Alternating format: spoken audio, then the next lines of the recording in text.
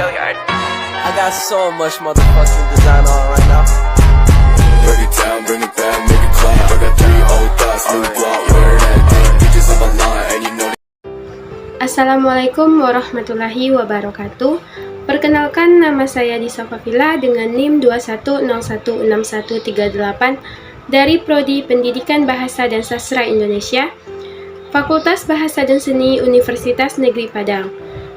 Tugas ini untuk memenuhi salah satu mata kuliah yaitu retorika dengan dosen pengampu Dr. Randa Ermawati Arif MPD. Assalamualaikum warahmatullahi wabarakatuh. Puji syukur kita ucapkan atas kehadirat Allah Subhanahu wa Ta'ala, karena pada kesempatan kali ini kita dapat berkumpul dalam acara ini dengan keadaan sehat walafiat. Yang terhormat Rektor Universitas Negeri Padang, yang saya hormati Dekan FBS Universitas Negeri Padang, yang saya hormati Bapak Ibu dosen beserta jajarannya, serta teman-teman yang berbahagia. Pada kesempatan kali ini, saya akan menyampaikan pidato yang berjudul Efektivitas Belajar Daring di Masa Pandemi. Tidak terasa telah lama kita tidak melakukan tatap muka, bahkan sejak awal semester bagi mahasiswa baru. Sudah beberapa bulan lamanya kita berada di rumah masing-masing untuk melakukan aktivitas perkuliahan atau kegiatan lainnya.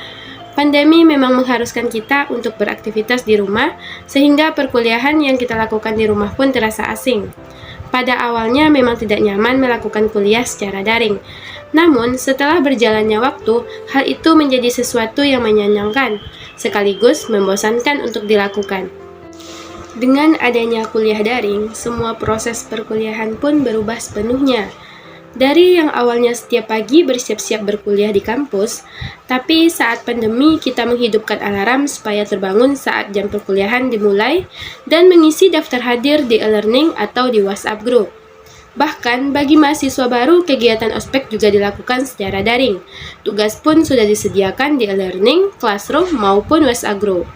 Setelah aktivitas perkuliahan daring kebanyakan, mahasiswa melanjutkan tidurnya kembali sampai jam perkuliahan berikutnya.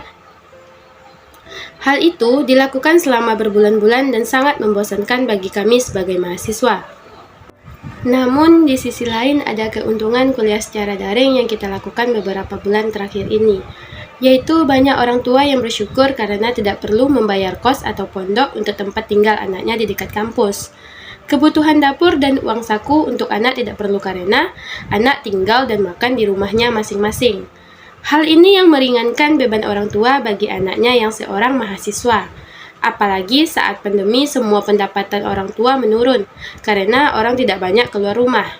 Hanya berdiam diri di rumah dan memanfaatkan tabungan yang ada untuk memenuhi kebutuhan sehari-hari. Hal itu menyebabkan orang tua menjadi kesulitan untuk menambah penghasilan selama pandemi, terutama bagi yang orang tuanya bekerja sebagai buruh, petani, karyawan swasta, pedagang, dan lain sebagainya. Tidak mudah memang melakukan perkuliahan secara daring selama pandemi ini.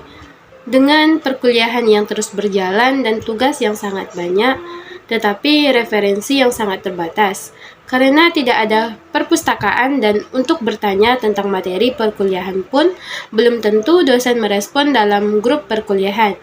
Tugas yang diberikan terkadang begitu banyak di mata kuliahnya, sehingga membuat mahasiswa merasa kesulitan dalam menjalani perkuliahan daring ini. Materi yang disampaikan oleh dosen pun belum tentu bisa dipahami seluruh mahasiswa.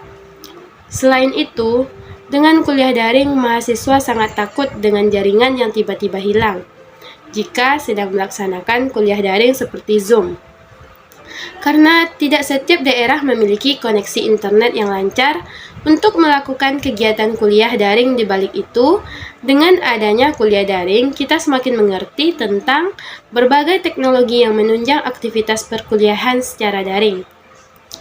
Perkuliahan secara daring tentunya mengharuskan kita untuk menguasai bahan secara online juga, seperti aplikasi untuk perkuliahan online, mencari sumber secara online dari berbagai situs karena tidak ada perpustakaan yang bisa dikunjungi selama pandemi. Penguasaan penggunaan laptop bagi yang dulunya sulit menggunakan laptop tetapi sejak pandemi sudah mahir menggunakannya, dan masih banyak lagi hal positif yang didapatkan selama perkuliahan daring.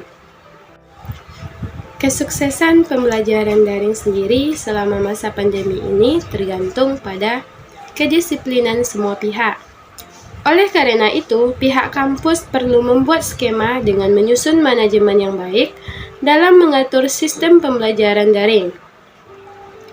Hal ini dilakukan dengan membuat jadwal yang sistematis, terstruktur, dan sederhana untuk memudahkan komunikasi agar mahasiswa dapat belajar di rumah dengan baik.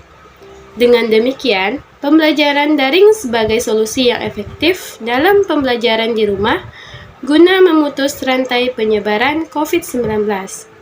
Kerjasama yang baik antara berbagai pihak penentu faktor menjadi penentu agar pembelajaran daring lebih efektif. Baiklah, itulah pidato yang dapat saya sampaikan pada hari ini mengenai efektivitas kuliah daring di masa pandemi. Semoga pandemi segera berakhir dan kedepannya kita tidak mendapatkan musibah yang sama seperti ini lagi. Mudah-mudahan semuanya tetap berjalan normal dan aman dan kita diberi kesehatan yang cukup untuk melakukan aktivitas setiap harinya. Sekian dari saya, kurang lebihnya saya mohon maaf. Wassalamualaikum warahmatullahi wabarakatuh.